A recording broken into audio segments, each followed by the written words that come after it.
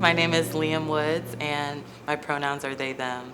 Thank you so much. And I guess, the first thing I'm asking everybody is just to get to know you as a human being before we talk about art, before we talk about all Yeah. this stuff. The first question is, who are you? Can you tell us about who you are as a person before we talk about art, and how do you tell your story? So I've been actually thinking about this question a lot lately in the past few months on who I am, just like outside of my titles and my craft. And I've been really drawing a blank with that. But over some of the time and as I've gotten older and realized like who I am as a person, um, pretty like simple. I really value time to myself, my personal time. I'm an Aquarius. I'm a big homebody.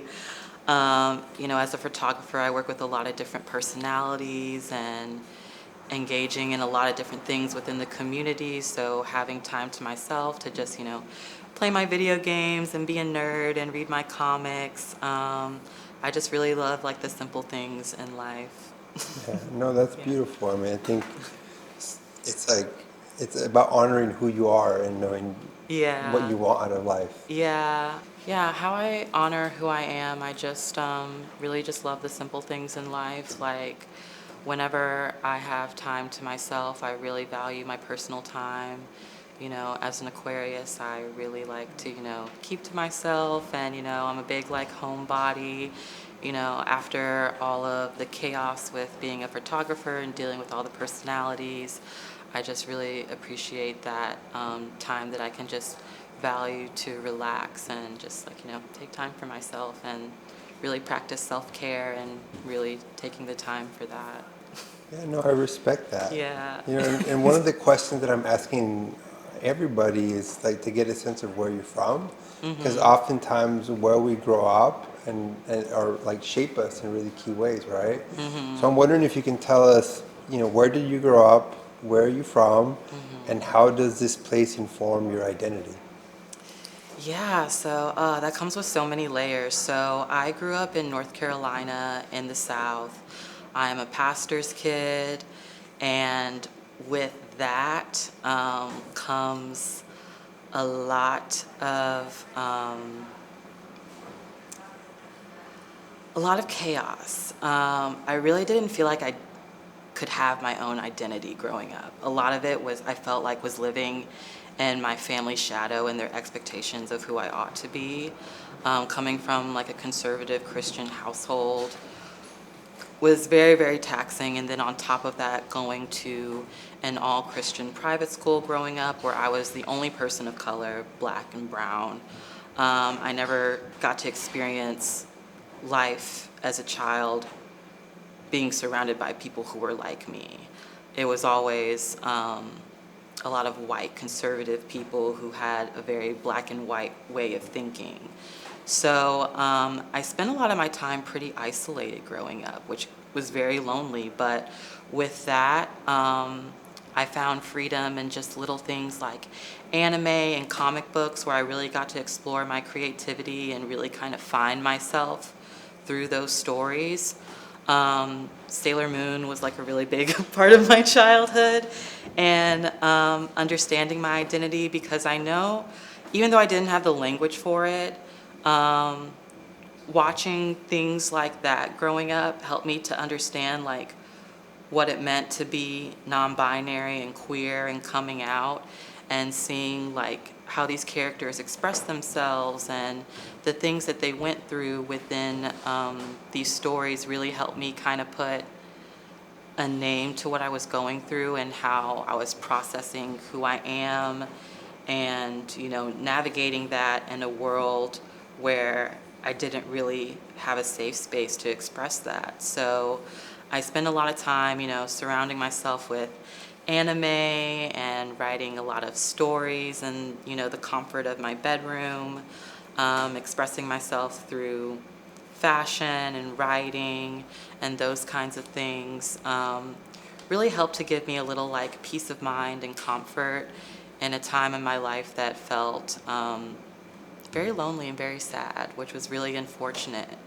And that carried into my adulthood, that pain and trying to, unlearn a lot of things I grew up with, and being, a pastor's kid and the stakes that came with that, and having a father who was also a very prominent political figure, and having to, make sure that I live up to certain standards and, don't taint the family name. Um, so yeah, that was a pretty difficult process. But through that, as I grew up and found my voice through, the arts, through, anime, and also moving out west, finally getting to be around other black and brown people, other queer and trans people, that really helped me to find myself. And I'm very grateful for the community that I have found out here. They've really have been an amazing chosen family to help me through uh, a really dark time in my life where I felt like I didn't really have anybody to understand like what I was going through, and going through all like the bullying and abuse, and having family that didn't really understand where I was coming from, and all the things with gender identity. Like, I had a family who grew up in the very rural South who had very conservative views and don't really like understand like what it means to, be trans, be non-binary, be queer. That's very new to them. We finally gotten to a point in our lives now where they're beginning to slowly understand, but it's not that clear. And, it's just all a learning process. We're all together unlearning so much from, where we grew up, what we thought we owed to the world, and how we thought we were supposed to be. And I feel like I'm the one that's, breaking the chain in the family. And, being that teacher comes with a heavy weight, but I've learned that, that's just something that I've just had to accept, and just really taking my time with it, pacing myself, practicing self-care when I need to, and really using things like music, art, photography to just, find my peace of mind, and continuing to educate and celebrate. Yeah, I appreciate that. I think of like North Carolina has very specific histories, right? Yeah, And yeah. so, like, in a lot of ways, your story is like navigating one specific geography and history instead of values, and finding community somewhere else. Yeah. Yeah. Now I want to talk about your art. Okay. You're a very accomplished photographer, and I'm wondering if you can tell us just about, in general about your art. What sort of art do you make, and why are you driven to make it? And what sorts of topics do you explore in your art? Yeah, so I am a photographer. I've been a photographer for 10 years now, 6 years full-time professionally. How I started um, was actually I was cleaning my father's attic and helping him like move some stuff out of the house, and I saw that he had these old film cameras. And at the time, I was actually modeling, not like anything crazy, but just doing like some things with friends who were photographers and stuff. And yeah, I was just kind of drawn to the cameras and wanted to try it out. And so he gave them to me. I asked my friends like how to use them. And when I first started film and took my first portrait, I just fell in love with it. I just love like the textures and the depths and the color that comes with film.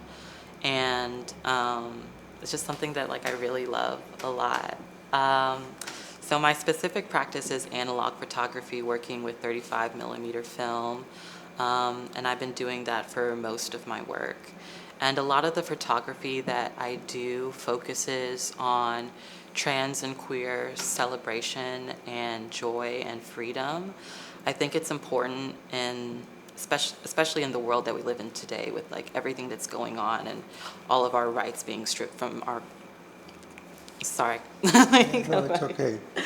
But yeah, with my photography, I do a main focus in trans joy and celebration and freedom, and I think that that's really important with the times that we live in today, with everything that's going on with trans rights being taken away, and all of the just abuse and neglect that is happening right now, I think it's important to archive a history of the times that, that we are happy and that we do feel free, and the spaces that we do feel safe.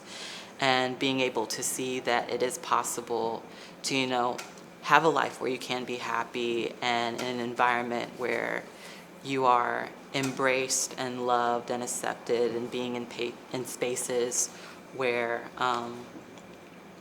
you can feel joy and feel liberated.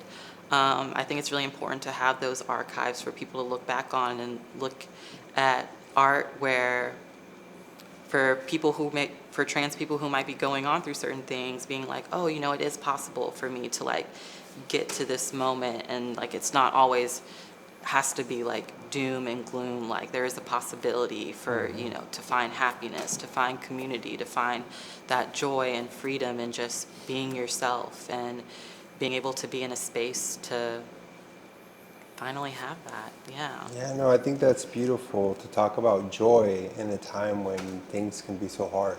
Yeah, Right? I think exactly. that's what is resonating from your comments. And I wonder, given that you do document an identity that is very politicized, do you see your work in any way as a form of advocacy? Yeah, I definitely see my work as a form of advocacy. Um, I think it's important now than ever, with everything that's going on within not just the United States, but just worldwide, um, that we have art that, celebrates joy and those moments of happiness, and being able to show people that there can be a world where we are seen and loved and can fully accept ourselves, I think is really important for people to see that side of the spectrum, and being able to see that, it is possible to, have that love and acceptance, not only for yourself, but then like show people, what it's like to, really feel seen, and how we can be, yeah, just loved. I really like that.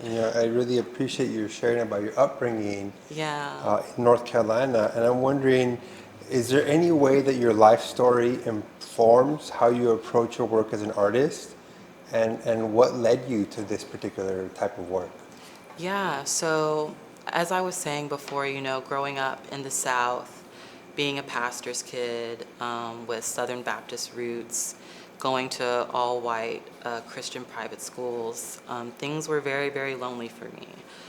Didn't really have that many friends. Trying to explore my queer identity, kind of closeted and not being able to talk about it, was really, really hard, and took a big toll on me with mental health issues that, I'm still navigating till this day, and unlearning that pain and trying to like accept myself. So what really drew me to this work was, I just really wanted community, and I wanted to make art where people could feel seen and loved, and show like what it's like to just really be yourself, and it being okay, and not having to deal with just the pain that comes with that, but just living in the moment that, I am who I am, and I love me. And really just, going through my own journey of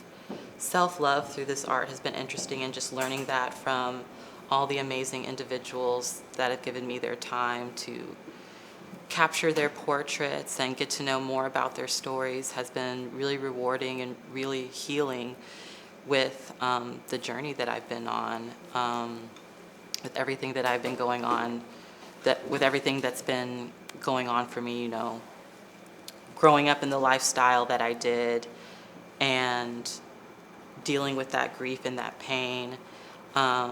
It's been really important to me to have this type of work that is uplifting and positive, so I could see another side where, there is a present and a future where being non-binary, being queer, I can just fully embrace it, and it not be revered as just like this demonic thing, or oh, you're mentally ill, or oh, you're crazy. But no, you're just a human being who has thoughts and feelings and dreams like anybody else. And being able to capture work in a positive light really means a lot to me in that perspective, to shed the light on that side.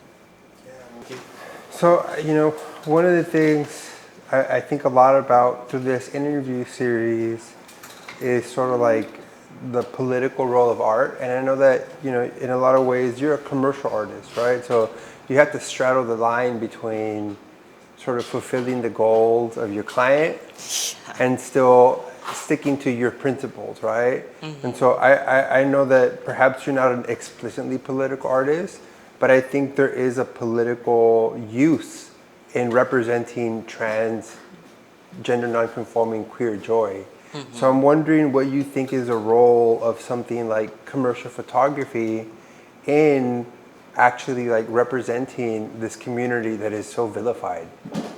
Yeah, it is a very tricky line, being a commercial photographer while also, dealing with those things. So far, I've been very fortunate where the different commercial clients that I've had who've let me have the freedom to express creativity the way I want to, but, still fulfilling, the goal with the client and, the commercial work. But I've really lucked out with the people that I've worked with, like Levi's and Apple, and a few other clients have been really, really amazing along my journey as a photographer and storyteller, with holding space for me and the subjects that I work with. It's been a very collaborative experience, and I know it's not like that for everybody. I can only speak for my personal experience, that I've been really fortunate to work with people within the community of those commercial deals who really do care about my work, and about my voice. So I've really lucked out. I'm very grateful for the opportunities that have come. But also, the other thing is working as a commercial photographer in the past several years has been interesting in the sense that just even though I do have these opportunities, when I do have these moments where when I do the project, I do have creative freedom and it is a collaborative experience, but also it's very unfortunate how on the commercial side of things, how sometimes you can be used. What I've noticed for myself as well as others is your voice only mattering during Pride. And it's baby, my rent is 12 months out of the year. It's not just in June. I need y'all to understand that, we are not these puppets for you to, make money off of. And, there can be two truths. When I do get these projects, I get to do amazing work. I'm paid very well. I get to have creative freedom and collaboration, but also it's just I shouldn't just matter during this time of the month. Yeah. And I've been trying to be more vocal about that and standing up for myself, but also at the same time dealing with things when you do try to speak up for yourself, you can sometimes be viewed as, hard to work with, or, angry, or just labeled all these different things, being Black and queer. Anytime you're passionate about something, it's always oh, you're the angry Black person, and that can be really frustrating. So trying to just navigate those things. I'm still learning and understanding these experiences, and trying to get advice from my peers on how to navigate that. It's all been a huge learning curve. That I'm still trying to find the answers to till this day. Yeah. I'm very grateful for the stuff that I do get to do, but at the same time, it can be a very frustrating experience when you feel, used for clout and convenience while you're trying to, balance a safe space for subjects and yourself creating this work and this art. This is my baby. It means a lot to me, and it means a lot for the people I know around me. and wanting to make sure that it's represented well and that we are paid well. And yeah, it's been quite the journey that Yeah. we're still trying to navigate till this day. No, I appreciate how complicated it is to navigate all those things, Yeah. especially in a commercial space, right? Where Yeah. it's not strictly fine art, where you can tear shit up and you can't burn bridges, right? You have to be very Yeah, diplomatic. it's very tricky. Yeah. Yeah, well, I mean, you said something earlier, you know, in a lot of ways, you're a very accomplished photographer. You've documented celebrities for major publications, you've broken barriers, but that doesn't always mean that you have the the the financial stability that you need to survive, right? It's 12 months Yeah. of rent. It's not just Pride Month. Yeah, exactly. So I'm wondering if you could say, you know, what part of the mission of this goal is to try to support artists who are people of color and trans and gender nonconforming, and sort of the challenges that you have, like still having financial stability, right? So what would you say an artist like yourself needs from the communities that you work with? Like, what support do you need as an artist and as a gender nonconforming person of color? Yeah, some of the major things that I definitely need are just access and resources and money. You know, with the work that I do, a lot of people like myself who are Black and trans, we are probably the number one most underpaid artists worldwide. A lot of the work that we do that's similar or the exact same as our colleagues who are non-Black or cisgendered or maybe gay but not queer. It would be nice to be paid the same rate as them. I see, you know, when people are, you know, talking about rates and stuff, and I see, you know, this person, we're doing the same types of editorial, but, you know, they're making thousands where I'm making just like a couple $100s. Or, you know, when I'm working with certain agencies, how they're getting 40% of my check, and then out of my 60%, I still have to pay artists and, you know, my taxes and stuff, and then I'm almost like left with nothing. And then I'm having to go, you know, to my community and having to ask for, you know, crowdfunding, which really sucks because, you know, I really work hard to try and be as independent as I am. But in this industry and how just Black and trans artists are treated, it's just a really unfair and messed up world that we live in, where people just really mistreat us and don't really, you know, appreciate the work that we do and are just severely underpaid. You know, back in 2020 with everything going on with George Floyd and Black Lives Matter, you know, we saw a big spike with, you know, organizations and communities and corporations, you know, trying to be like, oh yes, we support Black people and trying to support Black artists. And then, you know, it's like, okay, we gave you your cookie and then now we're done. It's just really sucks to be, you know, treated and discarded like that. And I would really like to have a more open conversation where people aren't so closed off on, you know, what it means to just like really support us. And at the end of the day, you know, it just like comes down to money and resources and just really like caring about what we have to say. There's so much more that I could do if we just like had the resources or people to just like talk to who would listen to us.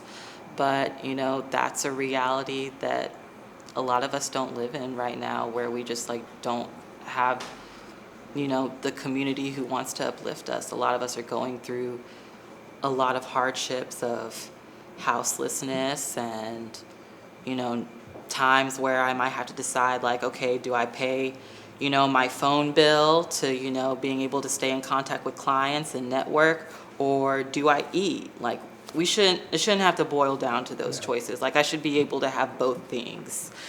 And it really sucks having to like navigate that when you do work that you're so passionate about and you really want to see, um,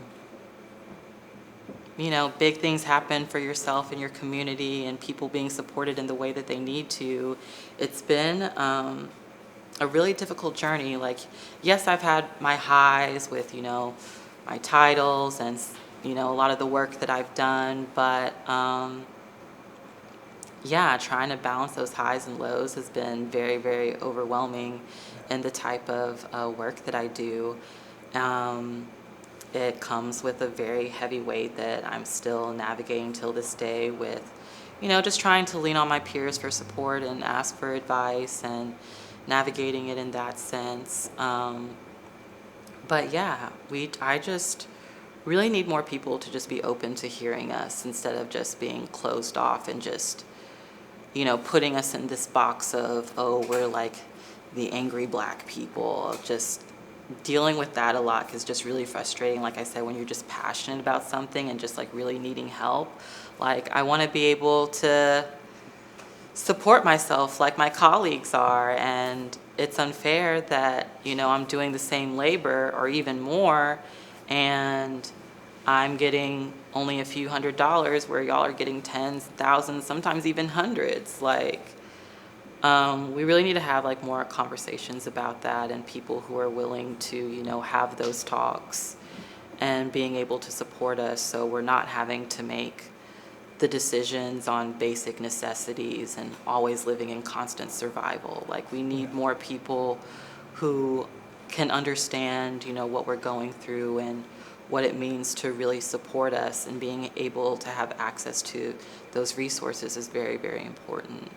I really appreciate your honesty because, like I Yeah. said, it's very easy to assume with all your accomplishments that Yeah. somehow like you don't have to worry about basic needs, right? Yeah, people think like, oh, you're always with these celebrities and you're doing these big deals, and it's like, yeah, there are times where I do get a really nice check and I'm able to relax for a year, but then when that year is over, I got to like figure out what's going to be the next thing, and it's really taxing just going from just like one extreme high to like being at rock bottom the very next year. And it takes a toll on your body, your mental state, and there's been a lot of times where, if I may speak candidly, Yes. that, just with my mental health, it's been really crushing that dealing with things like, wanting to take your own life because you just like can't support yourself. And it's not necessarily like I want to die, but just like you just want the pain to stop. You just like want the hurt to stop. You want these highs and lows to stop, and just everything just kind of just cease. Oh, But yeah, it's been quite the journey, being in this line of work and doing what I do. And sometimes I even think to myself like, why did I choose this? But I know that it's very important, the work that I'm doing, and in celebrating, queer and trans voices and black and brown voices, because having those archives and those histories are super important for the next generation to see and be able to, celebrate and uplift these people. But also at the same time, I need y'all to show us the money and show us these resources so we're not constantly in and out of spiraling every single day of our lives. Like, Yeah. that's no way to live. yeah.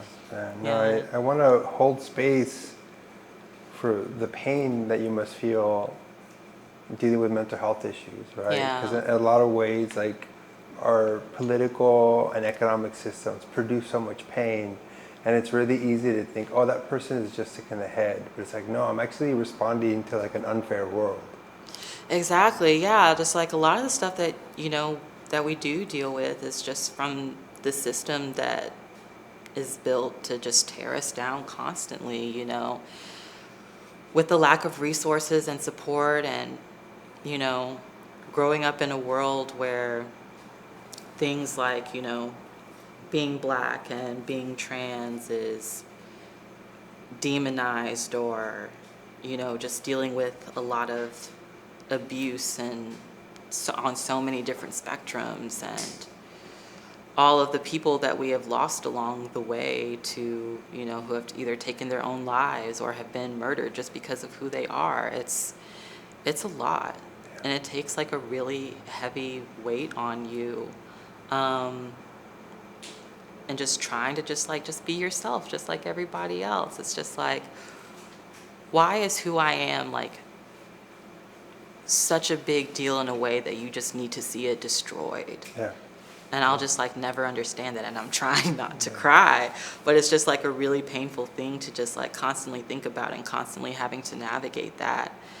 And just the way that it, develops your mind and your state of being, and being constantly in and out of the spiral of mental health. And, personally for me, I was diagnosed with borderline personality disorder back when I was 25 years old. And dealing with things like self-harm and stuff, just because just not getting the help that I needed, or people just like not listening to me, and being able to be accepted. It's been really, really tough. And even moving out west, where I thought things, there has been a positive shift where, yes, I finally found other queer and trans community where I found a sense of belonging, but also it's been interesting seeing the racism and transphobia that's also going on out west as well. Like, when I moved out to California, that was the first time I actually experienced physical abuse from just simply being Black and living out in the valley and dealing with the intense racism that goes on with the white communities there. And I'm just like, dang, I grew up in North Carolina my whole life and like never dealt with this before. And now here I am, finally doing a little bit well back in like 2022, and, found a decent home, but surrounded by very conservative white people where I didn't know that's what it was like. It was a new city for me. I thought, living in California would be more people that were more accepting and more in the left with their beliefs. But yeah, I found myself in this unique pocket dealing with a lot of interesting issues out here that I did not expect. But yeah. Yeah, no, I appreciate the honesty. There's always this assumption that because California is more progressive, perhaps than other places, that somehow there's not anti-Blackness here, that there isn't like racism.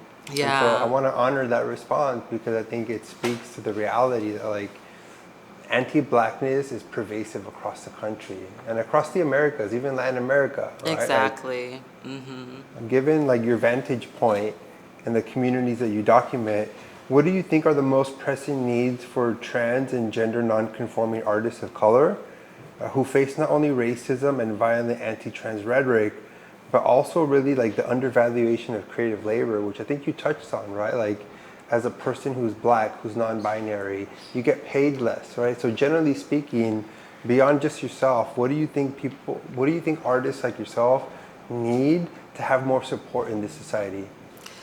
Yeah. Oh man, I've been thinking about that a lot, and it just, like I said before, it just like boils down to, very simple needs that people just, for some reason, make unnecessarily complex, and that is just, to listen to what we need, and what we need are resources. What we need are, being able to have the same financial stability as our other non-Black colleagues.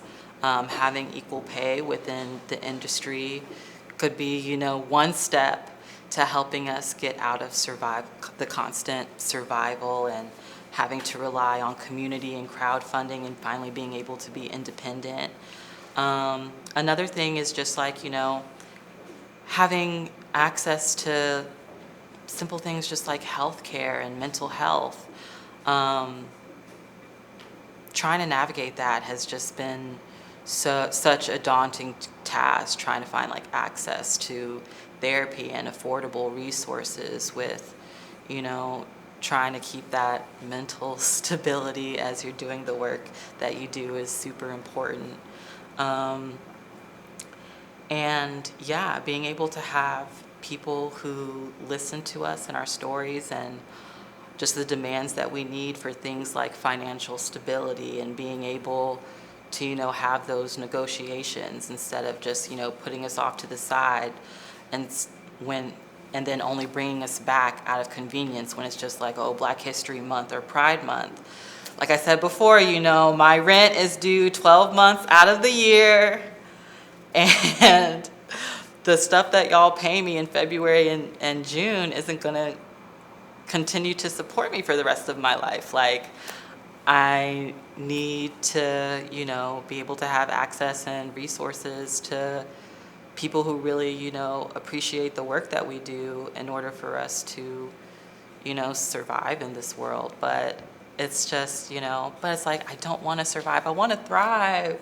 I want to like just, you know, make my art and stuff that really like matters to me and just be paid well. And like, you know, I'm not asking for $1 million home or a fancy car.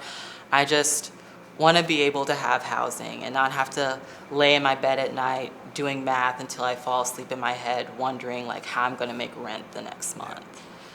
Yeah. Like having that over my head constantly is just, it begins to affect everything. You know, it affects how it takes a toll on your body with stress.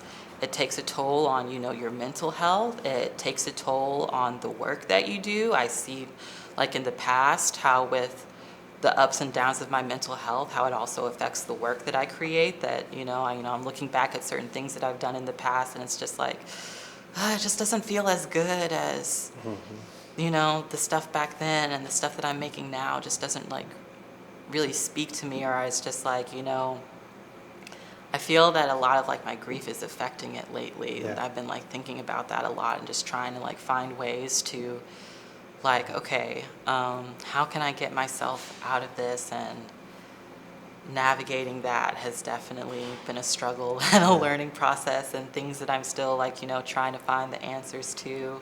So, yeah. Yeah, well, I really appreciate your vulnerability, right? Because Thank you. it takes a lot of strength to. I think there's so many taboos around mental health that a Yeah. lot of people don't talk about it. Yeah, Right? yeah. You know, with things like mental health and stuff, yeah,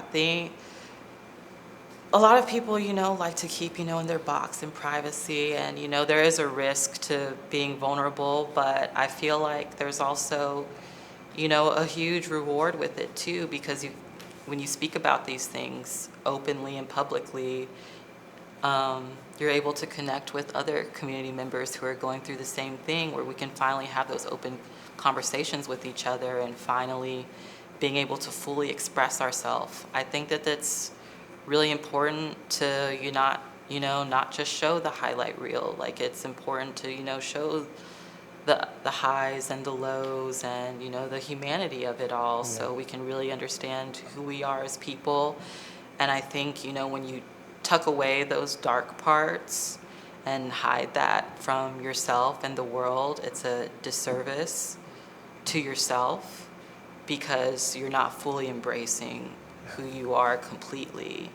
And I feel like there's a lot of freedom when you finally are able to accept both the light and the dark, and being able to build a more meaningful relationship with yourself, being able to know yourself more as a person, and building community with that. You might not be the most popular, but you'll be able to form relationships, I feel like, that are very meaningful, and being able to surround yourself with people who like really understand, the more like open and vulnerable you are. And when you find people who understand that and can, you know, relate in certain ways, is a really beautiful thing that's saved my life in more ways than one. And I'm very, very thankful for the people in my life who I can be candid with, and spaces like this where I can have a safe environment to openly express these things. So hopefully, someone can take away something from that and see it as not as scary. It's like, oh, if they can do it, maybe I can do it. And, be able to be open and honest with myself and just finally, like, embrace who you are completely. Yeah, what I hear is just the need to live authentically. Yeah. Right? Yeah.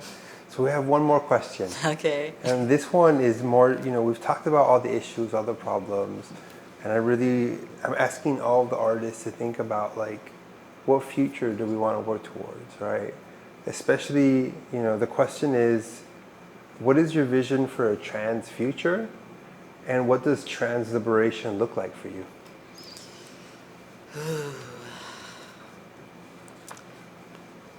So my idea of trans future and trans liberation, having access to basic things like healthcare worldwide, being able to be a part of communities and safe spaces that fully embrace, who we are as people who there's a lot to learn, from trans and gender nonconforming people, and we come with, just so much love and range, and there's so many layers to our histories that I feel like a lot of people can learn from, and being able to break outside of, the binary norms of society. If people could just take a moment to really embrace our story and our history and really understand and accept that, I think would be one step forward towards a better, more positive future. And just being able to have, like, more spaces that allow for our liberation. But it's just so hard and taxing with just the world that we live in today, and with all of the politics and under the administration that we are under. We're taking, 10 steps forward and then, like, being pushed down like 2,000 years back. And it's just really, really frustrating, just dealing with the push and pull of, yes, the things that we need are basic things like healthcare and financial stability and being able to have access to stable housing and things like that. But also with just everything just like being pulled away, it's been hard to think about a future with the way that the world is heading. But I have a lot of hope for the generations to come, the new generations that are stepping forward and,